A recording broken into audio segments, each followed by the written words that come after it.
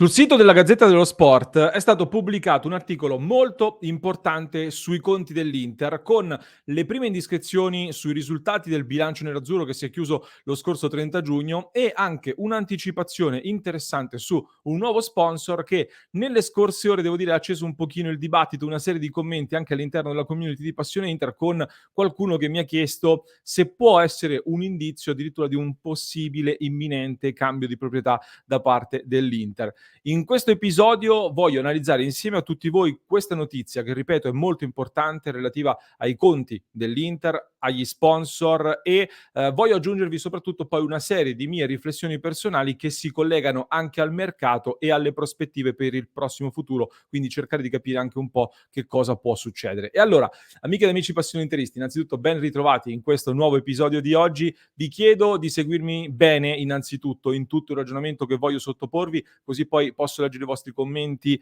e animiamo una discussione, mi farebbe molto piacere. Lasciate un bel mi piace e se non l'avete ancora fatto iscrivetevi al canale, clic sul tasto iscriviti subito, così non vi perdete neanche uno dei nostri approfondimenti quotidiani. Andiamo alla notizia, la prendiamo dal sito gazzetta.it, che titola Inter, il bilancio 2022-23 migliora grazie a ricavi UEFA, mercato e ticketing, meno 80-85 milioni di euro. In sostanza, quindi, Gazzetta.it, la Gazzetta dello Sport, preannuncia che a fine settembre il CDA dell'Inter chiuderà il bilancio in vista dell'approvazione di fine ottobre da parte dell'Assemblea dei soci con un'altra perdita da 80-85 milioni di euro. Subito due osservazioni. Allora, il tono del titolo e dell'articolo sono, come possiamo dire, positivi, cioè si parla di miglioramento, è un tono non dico entusiasta, però positivo, ecco, perché effettivamente comunque grazie al mercato dell'anno scorso e soprattutto grazie ai ricavi dall'UEFA con il raggiungimento della finale di Champions e gli incassi da stadio, l'Inter conferma a livello di bilancio un trend positivo di miglioramento dei conti. Sono stati rispettati i paletti dell'UEFA nel settlement agreement che era stato firmato, quindi non ci saranno altre sanzioni da parte dell'UEFA e soprattutto il bilancio è passato dal meno 245, una perdita veramente clamorosa di 2 anni fa, al meno 140 l'anno scorso e ora a meno 80. Si scende sotto i 100 milioni di euro. Quindi è oggettivo che sia stato fatto un grande lavoro per razionalizzare i costi e riportare l'Inter verso la sostenibilità.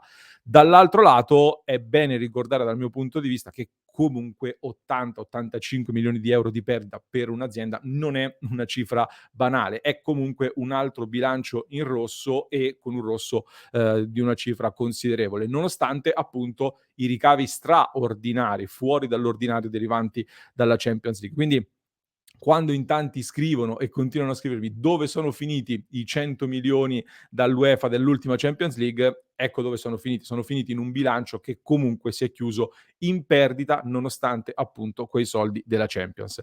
È chiaro, è evidente che una dura mazzata sui conti è stata data anche da Digital Bits, il caso del main sponsor insolvente che se avesse pagato quanto era stato stabilito, diciamo, avrebbe reso ancora minore la perdita e dunque sarebbe stata una situazione ancora migliore, come era stata preventivata anche ad inizio anno. Ma comunque va detto che con i risultati si è sopperito a questa cosa e il trend è in miglioramento e, come diciamo da tempo, sta riportando l'Inter sulla strada della sostenibilità. Questo perché con l'ultimo mercato estivo l'Inter ha tagliato ulteriormente il monte ingaggi e soprattutto il costo rosa. Per i calcoli che fa la Gazzetta si parla di un 10-12% da quello che ho letto. Su Passione Inter noi abbiamo fatto un calcolo che ci torna attorno al 15%, quindi un risultato ancora migliore e comunque molto probabilmente l'Inter si è messa di nuovo nelle condizioni giuste per rispettare tutti i paletti del settlement agreement ancora una volta e quindi evitare altre sanzioni dell'UEFA. Ma non solo, perché le prospettive, ecco, per questo bilancio in corso e quindi anche per il prossimo futuro ci portano a dire che innanzitutto replicare i risultati sportivi dell'anno scorso e quindi di conseguenza gli incassi da UEFA e stadio non sarà semplice, quindi potremmo partire in previsione con degli incassi inferiori derivanti dalla UEFA e dallo stadio. Ma il costo rosa, come detto, è inferiore, quindi partiamo anche con meno spese, molto semplificato per quest'anno. Terzo punto, Alcune plusvalenze molto pesanti sono già certificate, sono state già messe a bilancio per questo bilancio in corso con delle cessioni, soprattutto quelle di Onana e Brozovic. Quindi hai già mosso un passo in avanti con delle plusvalenze, ti sei già portato avanti facendole già ora con delle cifre superiori ai 70 milioni di euro complessivamente come plusvalenza. Numero 4, la situazione degli sponsor è comunque più stabile e in alcuni casi anche in aumento rispetto alla scorsa stagione. Sul tema degli sponsor abbiamo realizzato un articolo sul nostro sito passioninter.com dove siamo andati ad analizzare il valore, diciamo, della maglia dell'Inter 2023-2024 con appunto queste partnership e questi sponsor. Ve lo condivido, lo trovate sul nostro sito e lo potete recuperare per leggerlo integralmente. Io vi faccio dei brevi accenni sottolineando come intanto ormai un paio di mesi fa è stato prolungato l'accordo, è stato rinnovato l'accordo con Nike, lo sponsor tecnico nerazzurro, esteso fino al 2031 e porterà quasi 30 milioni di euro nelle casse dell'Inter. Sono cifre in aumento ancora distanti rispetto alle competitor, soprattutto rispetto alla Juventus e alle top europee. Siamo un po' in linea, ecco, con il Milan sostanzialmente, quindi è un passo in avanti importante. Contratto molto lungo. Poi il main sponsor Digital Beats, come sappiamo, è stato sostituito da Paramount Plus, per il quale è stato previsto, si parla di circa 15 milioni di euro all'anno, una cifra questa distante rispetto alla Juventus che è molto molto lontana, il Milan è a 30, la Juventus a 57, la Fiorentina tramite Mediacom che è dello stesso commisso è attorno ai 26. Dovrebbe essere un accordo di un solo anno con Paramount come sponsor principale sulla maglia, quindi 15 milioni di euro per quest'anno. Successivamente eBay confermato come sponsor di Manica anche per quest'anno, ulteriori 5 milioni di euro. Poi l'ultima notizia, come dicevo, è stata anticipata dalla Gazzetta dello Sport. Ad ore dovrebbe essere annunciato l'accordo con U-Power, che è sponsor anche dello stadio del Monza, che potrebbe fare il debutto sulla maglia dell'Inter già nel derby. Dovrebbe andare quindi il back sponsor, lo sponsor che finisce sotto il numero di maglia, diciamo nella parte posteriore della maglia. Secondo indiscrezioni dovrebbe portare attorno ai 5 milioni di euro, forse qualcosina in meno, non è ancora ufficiale questo dato, vedremo. Comunque si parla di un altro accordo di un anno per circa 5 milioni di euro, porterà il totale per la maglia dell'Inter di quest'anno attorno ai 51 milioni di euro come base fissa, più una serie di bonus che possono portare il totale sopra i 60 milioni di euro complessivi. Vi ho sottolineato su Nike l'accordo più lungo e su gli altri invece il discorso di un contratto di un solo anno, perché appunto, come accennavo in apertura, in tanti hanno sottolineato, comunque vedendo tutta questa serie di accordi per un solo anno, si sono chiesti giustamente, devo dire, perché un solo anno di contratto con tutti questi sponsor. A questo perché hanno aggiunto l'ipotesi che, tra le altre cose, potesse esserci dietro anche un imminente passaggio di proprietà, per cui dicono l'Inter non si lega per più anni con uno sponsor se a breve appunto una nuova proprietà potrebbe portarne altri. Diciamo è un'ipotesi che non escludiamo, mi sembra un po' una forzatura personalmente, innanzitutto perché comunque, come dicevo, con Nike un accordo fino al 2031 è stato firmato. Tra l'altro l'Inter con questo accordo si avvicina come incasso alla top 10 europea degli sponsor tecnici, allo stesso tempo però rischia anche che se negli anni a venire diventerà più forte e comincerà a fare risultati sempre migliori per una serie di anni, ecco, l'accordo potrebbe diventare un po' anacronistico nel giro di qualche anno. Però intanto l'Inter si è garantita un orizzonte piuttosto lungo con Nike.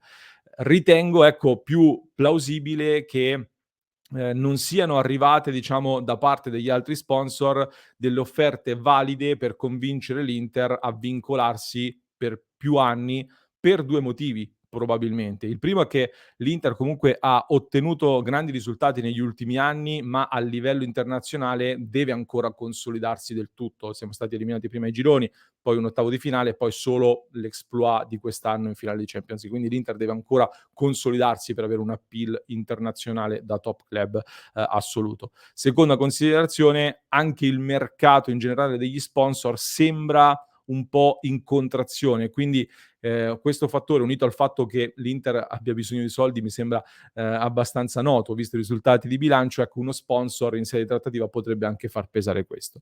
E allora, visto che non si trova un accordo su più anni, l'idea secondo me da parte dell'Inter può essere quella di massimizzare l'oggi, anche in ottica magari di quello che accadrà tra un anno, nel senso che tra un anno, se si partecipa alla nuova Champions League che dà più visibilità, o addirittura al nuovo mondiale per club che è un'ulteriore vetrina, vincolarsi oggi con degli accordi che magari non soddisfano del tutto può non essere positivo nemmeno per l'Inter stessa.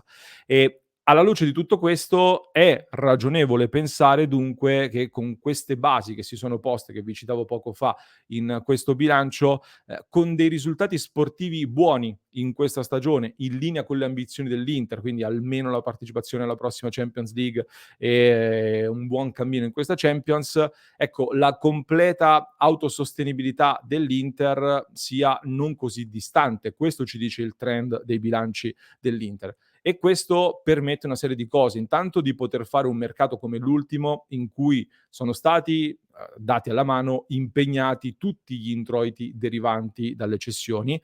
Permette questo di aumentare anche il valore del club e quindi di poter diventare anche più appetibile per potenziali investitori che potrebbero voler acquistare l'Inter. In questo senso il 2024 inevitabilmente sarà un anno spartiacque per il prossimo futuro dell'Inter, sia per la questione proprietà e il finanziamento Octree, sia per la questione sportiva, perché su questo vi lascio con una riflessione che stavo facendo e che vi voglio ripetervi e riportarvi oggi. Citavo la nuova Champions League, citavo il nuovo mondiale per club. Sappiamo che partecipare alla prossima Champions con il nuovo format allargato porterà potenzialmente, si stima un 30% in più di ricavi da Champions. Già oggi sappiamo quanto è vitale la Champions anche per l'Inter, visto che in questo caso parliamo dell'Inter, figuriamoci con un aumento del 30% cosa vorrebbe dire. In più l'Inter è in ottima posizione per qualificarsi al nuovo mondiale per club, che vorrebbe dire visibilità, introiti, prestigio sportivo anche ad un altro livello, e c'è ovviamente la possibilità concreta di lottare quest'anno almeno per provare a vincere lo scudetto, che vorrebbe dire seconda stella e quindi storia. E alla luce di queste possibilità concrete, stando alla situazione economica attuale dell'Inter, ci sono due strade da poter intraprendere e su cui ho visto tanto dibattito e due fazioni abbastanza divise all'interno del mondo Inter e anche all'interno della community di Passione Inter. Una strada più prudente, diciamo, in termini economici, dove ci si propone di perché non si abbattono i costi di tanto fin da subito, un po' come ha fatto il Milan, partendo però da una situazione sportiva ben differente, inevitabilmente però aumenti anche le incognite sportive, abbassando di molto i costi immediatamente. Sì, diciamo riduci molto le spese, riporti subito il bilancio in galleggiamento, però le incognite sportive secondo me aumentano, perché ci sono ho visto già dei dubbi e delle incognite sulla rosa dell'Inter di quest'anno, che oggettivamente è una rosa forte, costosa, perché costa e con nomi pesanti, figuriamoci con una rosa, diciamo, con una lunga fila di giocatori ancora da scoprire. Magari ti va bene e peschi il nuovo Kvaratskhelia, i nuovi Osimhen, i nuovi Leao e peschi tutti i fenomeni. Comunque di base, diciamo, di partenza hai delle incognite con tutto quello che poi ne consegue se non c'entri gli obiettivi sportivi. L'altra possibilità invece è più prudente in termini puramente sportivi, dove abbassi i costi, ma non in maniera clamorosa e drastica nell'immediato, e costruisci una rosa che poi sai già che dovrai ulteriormente ritoccare l'anno prossimo. Nel frattempo, però, parti su questa stagione con meno incognite dal punto di vista dei possibili risultati sportivi che puoi raggiungere subito, alla luce anche di quelle che sono le possibilità concrete tra Champions, Mondiale e campionato, come dicevo. Si tratta a questo punto di scelte e l'Inter sembra aver scelto questa strada da quello che stiamo vedendo. Come sempre poi dovrà essere il campo a parlare e sarà il campo a dire se avrà avuto ragione oppure no. Questo era un punto della situazione, quindi alla luce di questa notizia importante che è uscita in queste ore e che avevamo già commentato, ma volevo ulteriormente approfondire in questo episodio di oggi. Fatemi sapere voi che cosa ne pensate e tra queste due fazioni che ho citato alla fine dove vi posizionate. Secondo voi bisognava abbattere ulteriormente i costi, rendersi più sostenibili per migliorare ulteriormente i conti e lavorare di di più di scouting, magari per valorizzare dei giovani talenti, oppure è stato giusto fare questa, diciamo, non dico una via di mezzo, però prevedere che poi l'anno prossimo sicuramente la rosa andrà ulteriormente ritoccata e mantenere questo galleggiamento con una rosa comunque forte e competitiva quest'anno, anche se con qualche giocatore in là con gli anni, come abbiamo avuto modo di commentare più volte. Fatemi sapere che ne pensate. Vi aspetto nei commenti, vi lascio anche un altro approfondimento per chi ci ascolta in podcast in descrizione, da non perdere, mi raccomando, il link in descrizione. Vi ricordo anche passioniter.club se volete sostenere il nostro progetto e volete entrare a far parte della nostra community esclusiva www.passioniter.club. Per chi ci segue da YouTube vi lascio anche un altro approfondimento qui.